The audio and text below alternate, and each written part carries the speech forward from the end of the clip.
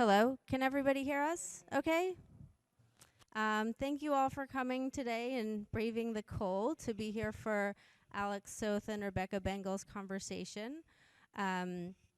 We will be following, the conversation will be about 45 minutes.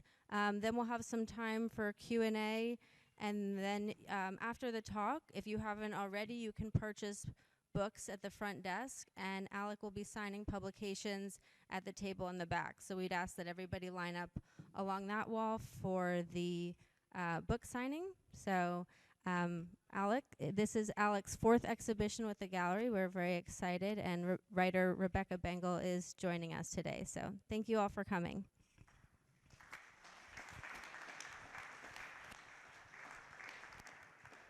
Hi, hello. Is mine on? Can you guys hear me? We can go mask off up here. Is that acceptable? Okay. Yeah.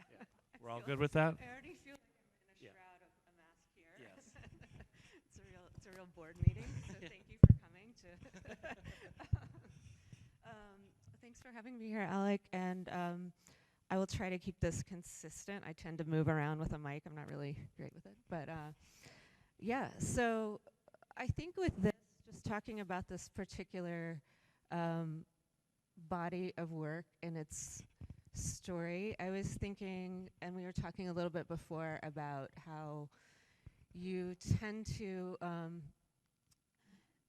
have an idea running, or there's a road trip narrative that runs through your work, but what's the most notable things are the deviations and the detours. And I was just interested in hearing, maybe it would be good to start with sort of where this began and what it became. Sure. Yeah. The origin story of this project was Abraham Lincoln, and if you saw my last exhibition here, it was a series of portraits, and those portraits are made all over the world, and I was kind of tired of photographing America and being associated with that, and being associated with road trips and all of that stuff. But there we were in the midst of the Trump years, and I just felt like it was unavoidable, and I had to somehow address it. So I came up with this idea of photographing Abraham Lincoln's, the route of Abraham Lincoln's funeral train. And I thought of this because the Civil War being, another divisive time in American history, and his death actually being a moment that brought the country together. So I thought, I'll follow the path of his funeral train and make pictures. But that idea was an idea, and somehow taking those pictures felt forced, I guess, like I was just trying to be a certain type of photographer. And so after a couple of trips, I let go of that and just started photographing. And in a lot of ways, this project, I think, is about that quality of letting go and just being a photographer. And it's about teaching myself how to be a beginner photographer in some ways. Right, and I guess I'm interested too in that, like, not only just a prescribed route, but the most like mythic American route. So the Mississippi River, this train ride, which was witnessed by Walt Whitman and written about, which was also a big sort of touchstone for you in the beginning. And those are great ideas, and like they're great things to attach to. And so, like, why wouldn't, there must be, I suspect too that, like, even though you're somebody, and I know this from having gone on road trips with you, even around your hometown, that there is a quality that I really appreciate of you leave a lot to accident. There's a plan, but you leave a lot to chance. But I think I suspect there's also a sense when you're not ready to take that detour exactly, and you're still maybe attached to this other idea. Like, how how did you let yourself go maybe with this project? Like when did it start to, not only, it's maybe not something more than like, oh, this isn't totally working, but how did you like actively, how did I actively let go? yeah, yeah, yeah. Yeah, well, so I had made 2 longer trips, and I had a third one scheduled. And one thing to mention is that on these trips, I was often, not always, but often accompanied by a younger person, and they could be a photography student or my daughter or another art student. Actually, somewhere back there, I saw Molly, who accompanied me on a couple of trips. There she is. And Molly at the time was working at a job and took time off to go on this Lincoln journey with me. And I don't know how soon before we left where I wrote you and I said, by the way, like the whole Lincoln thing is out. But I felt like you had taken this time off, we better go on a trip.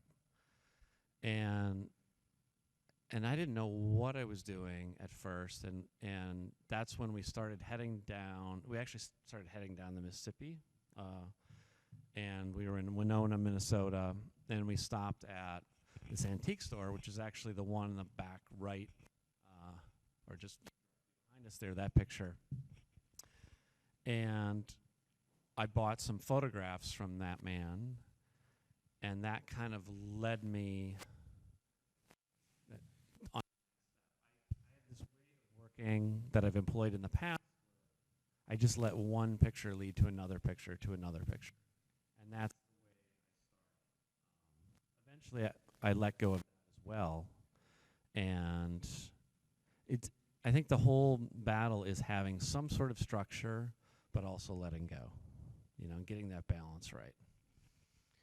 I mean, I relate to that in writing for sure. And so that's partly why I've been, the way that you work has always sort of appealed to me. But there is something too where it's like, yeah, that sense of sort of balancing the sense of doubt and experimentation and risk and letting yourself off to kind of play hooky with the thing or from the thing. And then I guess there's that moment and then to realize, like, am I just procrastinating? Am I like failing on this thing that I set out to do, or am I actually am I finding something way more interesting and intriguing than the thing I started out with?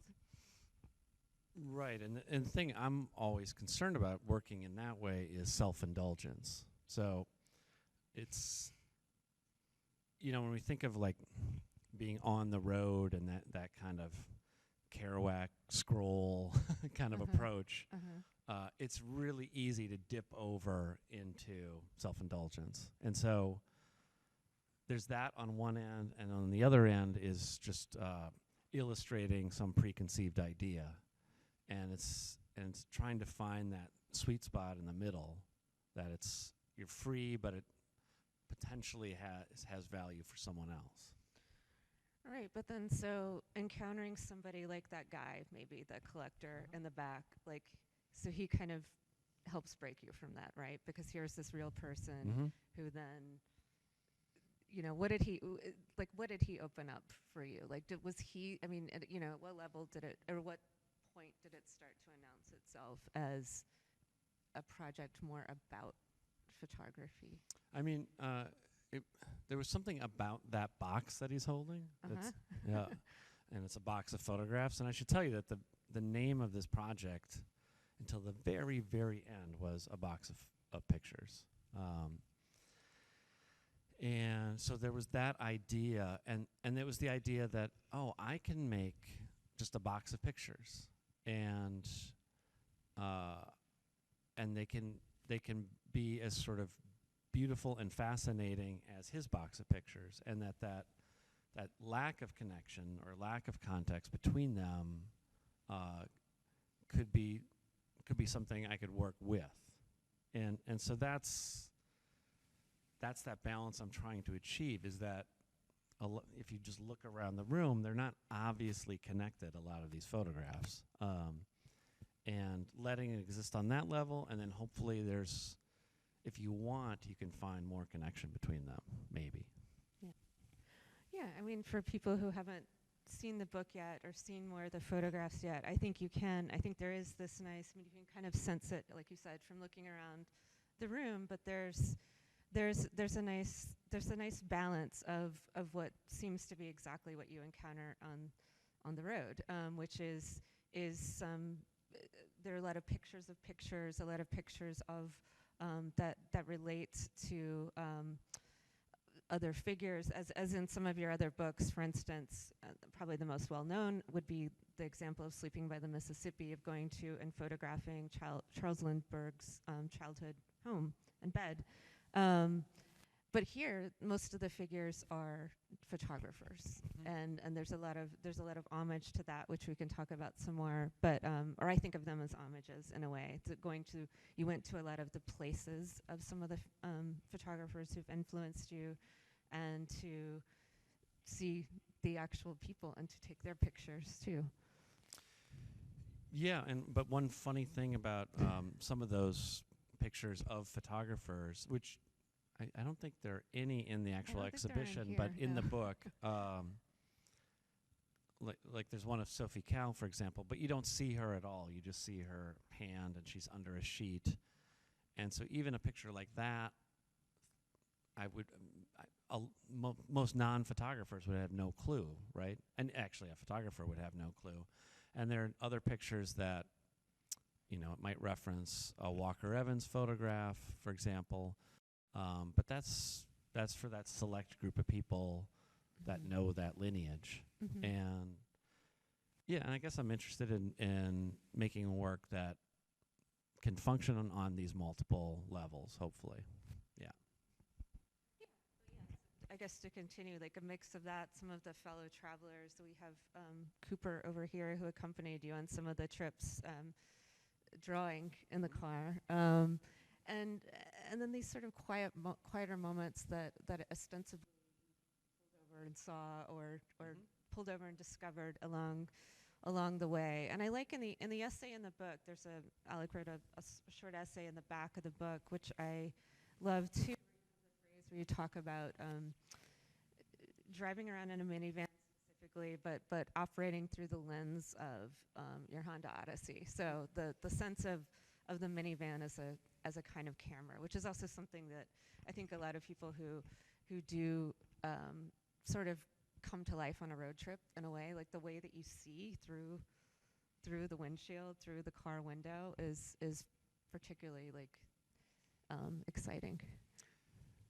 Yeah, and we were talking before this about the idea of the road trip, and how I kind of hate that term. It's just so full of cliche, but it's my own fault. I return to it again and again because it works for me, and the minivan works as well. And I think of the camera as a box, and you probably have seen that one picture where I use a box camera, and being in the car is like being in this box, and it just gives you this little bit of separation from the world, which is what the lens of a camera does, and it just works for me. Yeah. And in the sense of discovery, there's also a really nice quote in the book that you from John Berger, and I thought that was because as we're talking and as you're maybe looking around the room, maybe you're trying to make some connections yourself between some of these things. And that quote is from Another Way of Telling, in which Berger talks about seeing the stars and how you need to be able to draw those invisible lines to create the constellations. And I'm butchering my paraphrasing of it, but which you can probably quote it more directly. But yeah, and that's I'd be interested to hear how the process of making a book kind of mimics that to you, or even pulling together what becomes a body of work for an exhibit. Yeah, I mean, I love that idea of the lines of a constellation, because of course those lines don't exist. You know, that's a human projection onto the stars. And you can take a pile of pictures, that pile of pictures right there, which I found in a abandoned house in Mississippi, and I can shuffle through them and create these lines, project this image of what the lives of these people were like, or what have you. But that's all it is in the end, is a projection. And I think the art experience with this kind of work, non-narrative work, is creating a space where hopefully viewers can project onto it a bit. You know, they're receiving some information and projecting onto it. But it's kind of like if those stars in the sky are so far apart, you're never going to draw the lines. And so you need to clump them somehow to help out the viewer. And then as you're making it and going out on successive trips, because these are many trips with many different people, do you start to kind of sort of accumulate more? You know, you're also buying pictures within this, and so part of this is about the act of actually finding pictures and finding pictures that you make. At what point do you start sort of looking for more specific things and noticing and kind of accumulating the same kinds? Like, oh, now I'm collecting this, or now I'm looking for this. Yeah. Yeah, and you know, so that list at the beginning of the exhibition is an example of the kind of list I would have on my steering wheel, where I'm out driving around looking for certain things. But that list changes over time, and it gets more specific. I posted this picture of an early list, and it had shoveling was on the list. You know, and then later I don't want shoveling. No shoveling. But there's certain kinds of things I'm looking for over time, and I know how they're connected.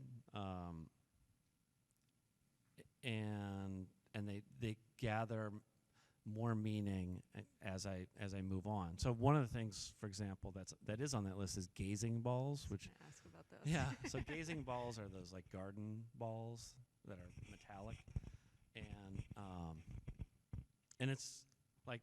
it's a fun little exercise for you know, to go out and start looking for gazing balls when you're on a drive. And probably not in Manhattan, but a little tougher here. Yeah. we'd lose that scavenger hunt. Yeah.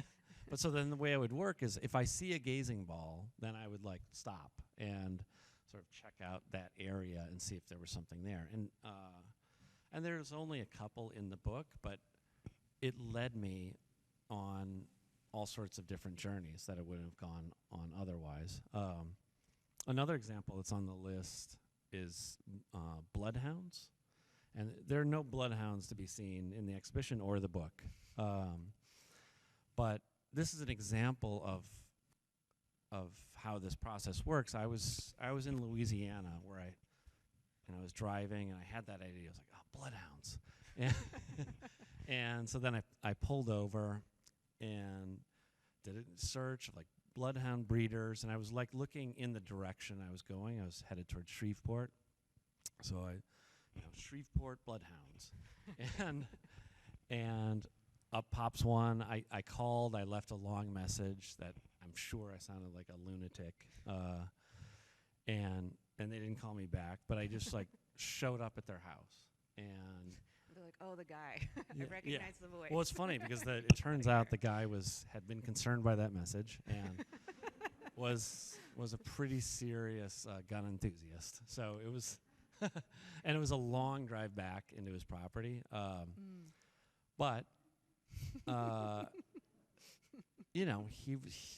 he was fantastic, and the bloodhounds wouldn't sit still. Basically, that was the problem. But that encounter led me to other encounters, and that's the journey. Yeah.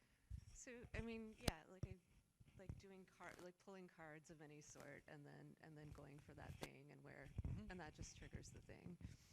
And incidentally, this is a little footnote. Bloodhound I think it says bloodhounds and border collies on that list, And that is actually, you'll just enjoy this, that is a term that my collaborator, Brad Zeller, a writer, would always use. Like, as a journalist, you can be a bloodhound or you can be a border collie. You can like zone in or you can circle. Okay. And I was thinking about those different approaches to finding subject matter. Yeah, that's nice. I like that. I didn't know that one because I'm not real a journalist. But yeah, I think too. I was just thinking to maybe to talk about the collector, just to talk in a more literal sense about the title. Because you did find a collector who or dealer who sells pictures literally by weight. Yeah, so I've bought pictures on eBay for many years, and with certain specific themes. So ping pong photography, I have a lot of, and it's always been a little mysterious who owns all these pictures, and because you'll see the same names pop up again and again, and there are these sellers that just sell masses of pictures, and in one case pictures by the pound, and these are not people that you would normally visit, but I asked if I could visit, and in the case of that woman in Los Angeles, she has them in a storage shed, and we went there, and then I decided to buy 60 pounds of pictures, but we did some organization. So were hers organized in any way? No, they were just like tubs upon tubs of pictures. And does she collect? Does she deal other things, or she strictly photography? Oh, sorry. I just asked if she dealt other things or strictly photography. I think it's strictly photography. Yeah. Okay. Interesting. And it's a real crapshoot if you buy them online, because she's getting them from estate sales or things like that. So having the opportunity to go through them is something. And so actually all those photographs of young women were chosen in part because I was traveling with my daughter on that particular trip, and we were thinking about young women in photographs, et cetera, et cetera.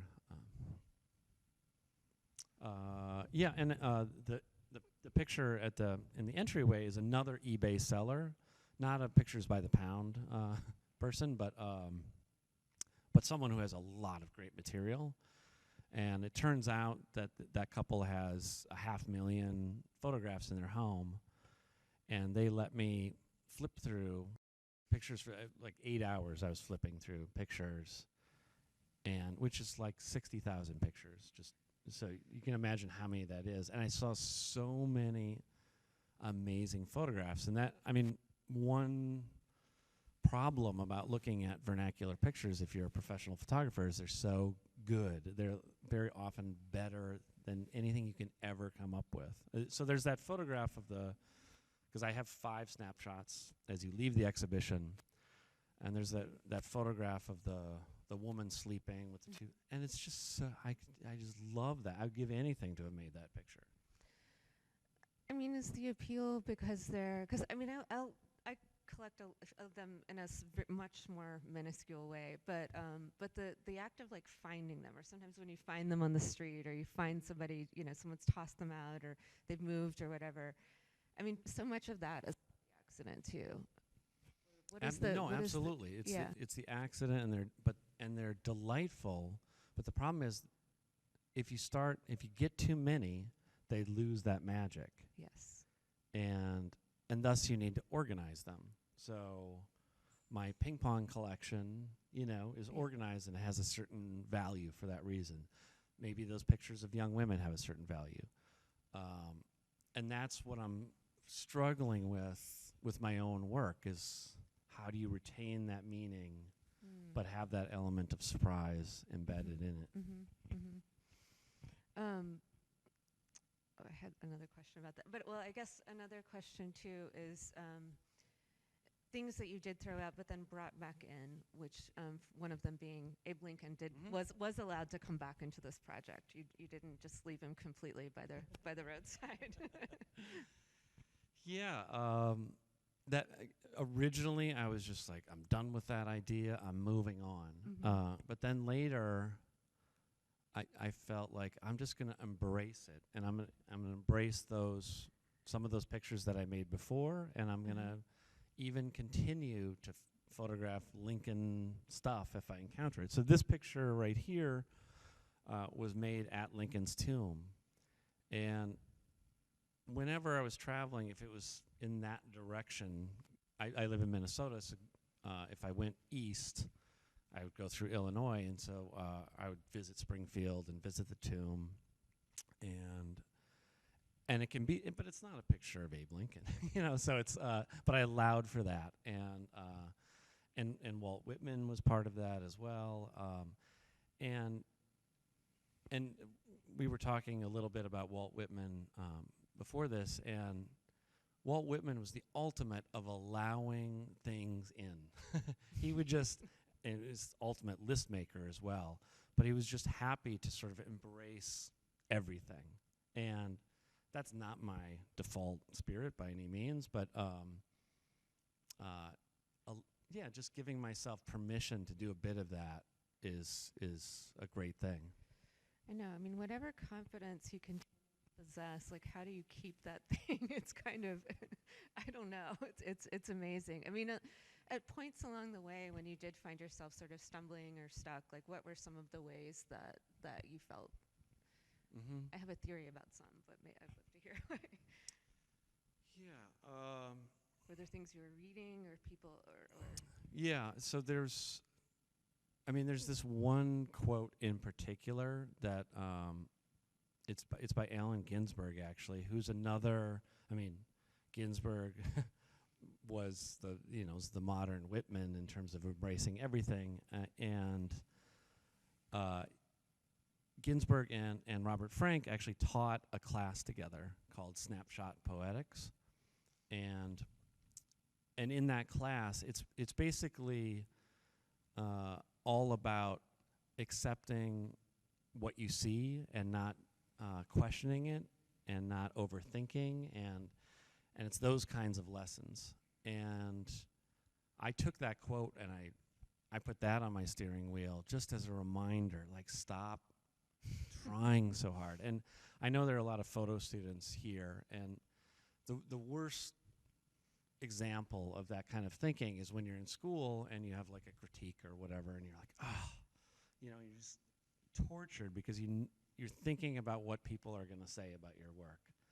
And to get out of that mindset and to relax into it is the best place to be. Well, I was also noticing too, there are instances, I mean, you go specifically to places that you also say, I can't photograph, such as graveyards. There are a lot of graveyards. This is at a graveyard, for instance. And yet you find a way in or a way around, and maybe that's sort of the border collie thing, like going around it somehow. Yeah, I've always been interested in photo cliches and not running away from them and trying to, if not embrace them, find my way to incorporate them. I mean, originally as a photo student, I thought I had to run away and I had to do something totally cool and something totally different. And then I accepted my influences, and I accepted some of those cliches, and just trying to find a way. So photographing Niagara Falls, it's ultimate cliche. Cemeteries are a big one, and there's a picture. The first picture in the book is of the photographer Ed Pinar, and I don't know if any of you know Ed, but he's just like the least cynical human being I've ever met. He's just so full of joy, and as a photographer, is happy to photograph anything. And I visited him in Pittsburgh, and was talking to him about that and his lack of cynicism. And he took me to his favorite cemetery to photograph, and there again, it was an example of like watching someone work that way, and allowing myself to inhabit that spirit, at least for a little while, because I am neurotic. Yes. Well, and in returning to leaning into, here, this is a return, obviously, to Niagara, where you did one of my favorite books of yours, and to go, so you went back to a lot of these. I mean, you went, like you said, with Molly, maybe that was the first impulse, go back to the Mississippi, because the Mississippi River, because it is whatever it is to you now. I mean, it's, yeah, and I should say that I often go along the Mississippi River when I have the opportunity to. I'm not doing a project, but it's comfortable. Yeah. And yeah, revisiting Niagara was like that. But what I thought was funny back in the day when I took this picture is just that it's the spot where everyone takes their picture. Yeah. And here, because we're seeing it in this context, it's so much more about the act of taking. Right. Exactly. Of taking pictures here. Yeah. Yeah. That's so good. There was another. I did want to mention too, because initially we were going to be joined by Michael Mack, who published the book, and I think it was also interesting to point out that this, even before the different versions of this project were in play, this was something before the pandemic, but maybe also because a lot of people are probably working on books projects of their own, it might be interesting to talk about the way that you and Michael and Morgan, the designer, work together. Yeah, great question. I always think about the book first, and when I talked about needing a structure in which I can then deviate or take side trips, that structure that I most often think about is the book. And very often it starts with a title, and as I mentioned, it was called A Box of Pictures. It had a title before that when it was Lincoln related, but it also, I imagined the kind of book. And in the beginning, it was going to be a book in which text was incorporated, a diary was incorporated alongside the pictures. And Michael Mack and I worked on that concept for a while, and then the pandemic changed everything in that time period. And then it took the current form, but the way I work and having a structure is usually by number. And the way I always think of this is like a movie. Like, is it a 2-hour movie? Is it a half-hour movie? I can't just be totally open-ended.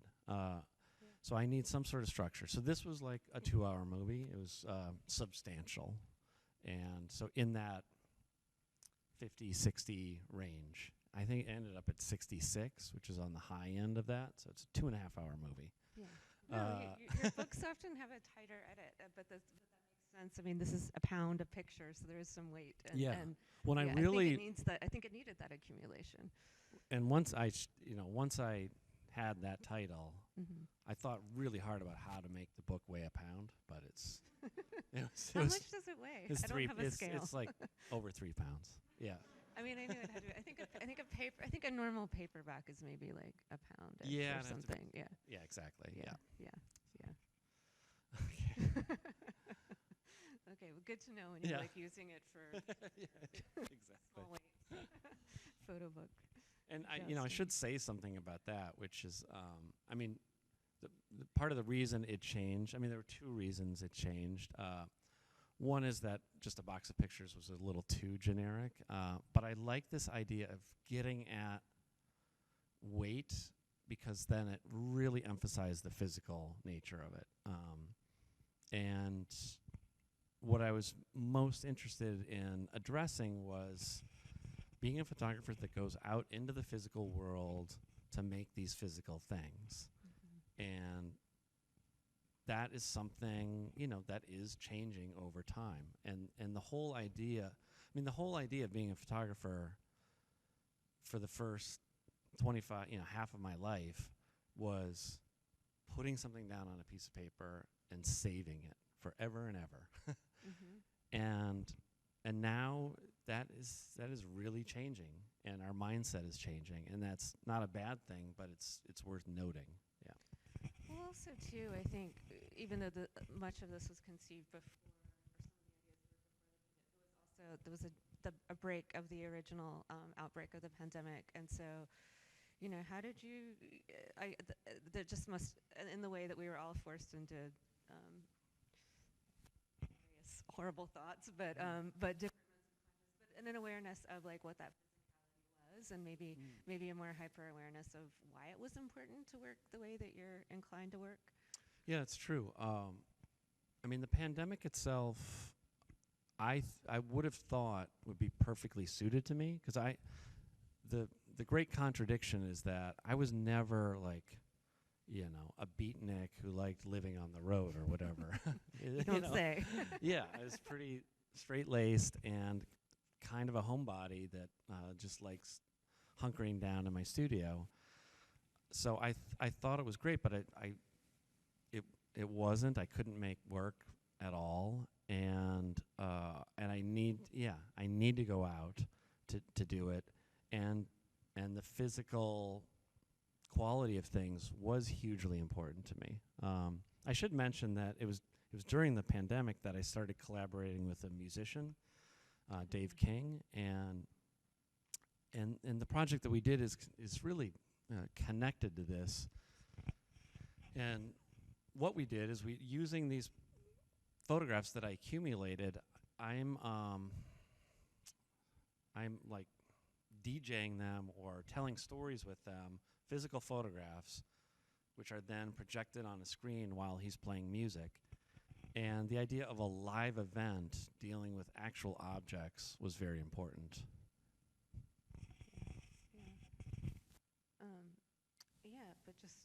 But it was more than a missing of the world. But so I think you dedicated the book to your teachers. You were, like I said, checking in on certain photographers that have been very important to you. But you were also taking along younger people. What were there like conversations or things that kind of happened along the way, either with the people you visited or with some of the students interns, fellow younger artists that? I mean, there's just a million examples, but of getting the opposite perspective. So one thing that comes to mind is with Cooper here, because in our relationship in the early days, he was so opinionated about artists, and would just he was like, David Hockney is awful, like he would say something like that. And I, have been try to have this spirit of openness and seeing the possibilities of different things. And I mean, it's funny because recently he saw a David Hockney show and talked about how amazing it was. But he's also he's also a musician, and he said to me on our most recent trip, he said, I have a new motto, which is all music is good. It's like, wow, you've really opened up. But it's that kind of back and forth that is interesting, and it was different with each person that I traveled with, of course. Mm-hmm. Yeah. Who controls the music in the car? Great question. I think it's early on. I was a bit more controlling, and then I gave up on that later. And there's also a lot of podcasts and things of that nature. I mean, Molly and I have a joke that sorry, I shouldn't say it. She likes very wispy female singers, that like sad female singers, which is great, but every once in a while you need to pump up the jams, right? Yeah. So I would listen to your music. Yes, I would listen to your music. Fair enough. Should we do questions? Let's do a few questions. There's a lot of people here. They probably have some good ones. That's the thing we're doing, right? Yes. Yeah.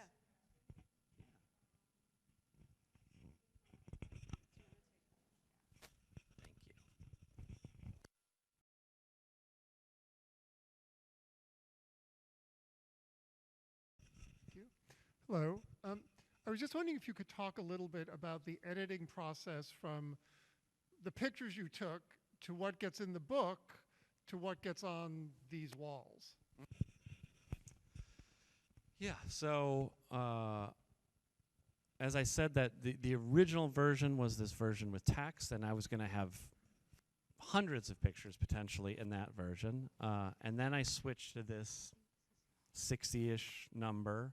And once I have that number, then it's a matter of getting this kind of movement. So you need landscapes every once in a while. You need I like a surprise picture. I like to turn the page and be jolted every once in a while. I like a certain kind of variety, I guess.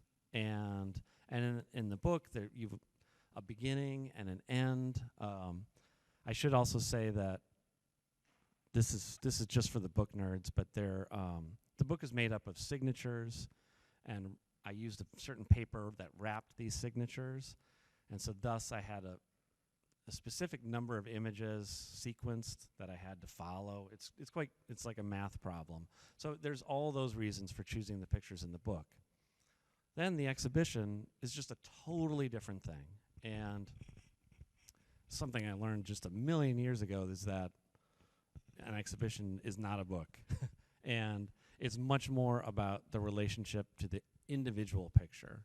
And it's a relationship to the pictures in space. So this show, with these high ceilings, one room, is going to be quite different than my show in Minneapolis, which is 3 rooms and low ceilings. And how does it work? In the case of this particular exhibition, I sent all the pictures to the gallery, and they told me their favorites, and then I told them my favorites that should be in the show, and then kind of put those together, and then you need other picture. You need the in-between photographs, or the ones that give it some sort of shape, so that it's not the same picture over and over again. So it's tricky, yeah. Sorry. Just to tack onto that, I meant to ask this before. We were talking a little bit about this earlier too, but like, are there pictures? I mean, I think there are probably some that people will think of immediately when they think of some of your other work. And so, are there pictures that sort of announce themselves as like the core picture, or the heart of the project, and like what picture is that for you? And then do others kind of crystallize around that, or Yeah, so I mean, it's just a crazy process putting things out into the world, because there are always photographs that I love, but I never know if I love them because of the experience that I had, or it's so hard to detach myself and see how other people will see them. And so this process of working with a publisher and working with the galleries, you start seeing people respond to certain photographs. And, for me, the picture in the entryway was going to be obviously sort of a key picture. A key photograph for me was this photograph of a woman holding flowers in the middle, but I knew that was going to be a tougher picture for others. So, but I kind of like pushed it. I pushed for it to be on the back of the book. I pushed for it to be in this exhibition. And then there's surprises. The photograph with the mirror with my daughter. I just didn't think people were going to respond to it. And I didn't think it would be in the exhibition. And so it's been quite surprising that it's become one of the signature pictures. What is your relationship like with the images that don't make it into the exhibition or the book? Do you revisit that work? Do you never look at it again? Do you throw it away? No, it's funny you say, do you throw it away? Because that's all, like, I always say to photographers when I'm encouraging them to edit, is that it's not like you're burning your negatives. They're still there.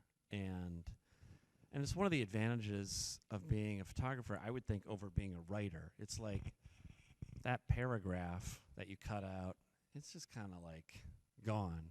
Maybe. I don't know. Maybe it's not. But the photographs are there. I can use them. every single book I've done, there's been a picture that wasn't in the book that became one of the like key pictures. And it's often not in the book just because it's repetitive or whatever thing I have in my head. So one of those is this picture with the woman with the bathing cap in Niagara. It's one of my best known pictures, and it's in Niagara, but just in the back in the like notes section of the book.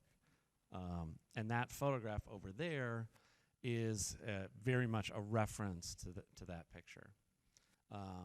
So that's a great example of how they come around. I'm pretty good at cutting pictures too, I have to say. I always say that photography is the art of editing. You're like editing out the world and editing down to certain quantity of pictures, and that's, you need to be able to do that.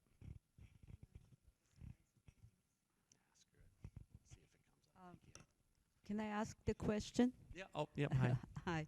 First of all, thank you so much for supporting City Arts, Alec. I'm so happy to finally meet you. And very interesting about this work, King, it's Martin Luther King's celebration this coming Monday. I looked at that photo.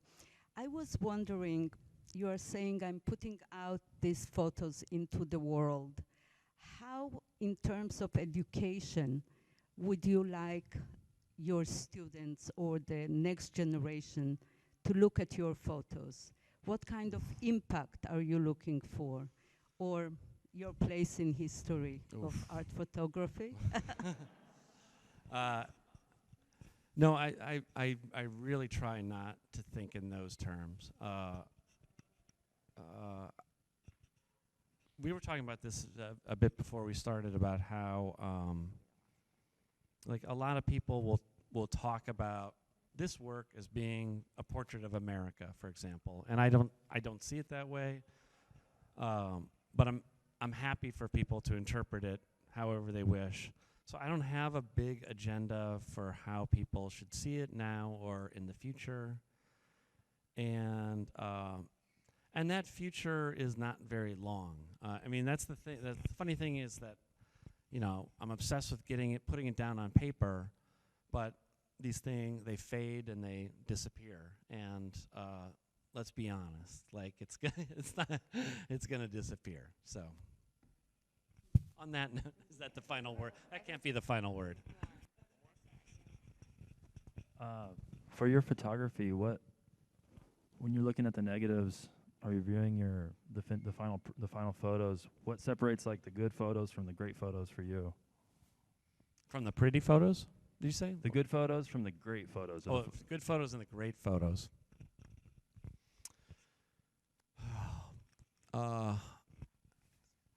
It's just, I don't know. I mean, sometimes it takes 10 years for me to actually figure it out too. It's a bizarre process. It's quite mysterious. The analogy I often make is to music, and the way a song becomes a hit, which is like, what makes it a hit? It's like, is it the repetition of it? That's part of it. What makes it great, though? Part of it is just like fairy dust and magic, and I don't know. Last one. I think it's really interesting that we have pictures of pictures and pictures of people taking pictures and pictures of photographers, right? So I was wondering if this other work that's not yours per se was ever part of the work as the idea, or it was never in your brain to put it into a book? I didn't. There's a lot of photo books that use other people's photographs, and I respect that genre. I was trying not to do that, I guess. What's funny about this exhibition is that those 5 pictures that are in the back were intended to be in this room, and to carry the same weight as these pictures. But that was an example of an idea which once executed didn't work. So no. There There you go. Again, with the bad ending. Yes. That was great. Well, thank you, Yeah. Alec, and thank you, Rebecca. This was very interesting. Alec's exhibition is up at the gallery until February 26th, so I hope you can come back and see the show again. Alec will be signing books at the table in the back there, so if you have not purchased your book yet, you can purchase it at the front desk, and then we'd ask that everybody line up along the gallery on the left side. And then just one housekeeping note, somebody has the exhibition copy, so if you look at the front of the book, it should say exhibition copy, just turn that in for a new copy. And can I say one thing? Yep. If you just want a signature and not a dedication, I think they have signed copies that you can buy. So you don't have to wait in line then. Excellent. Thank you.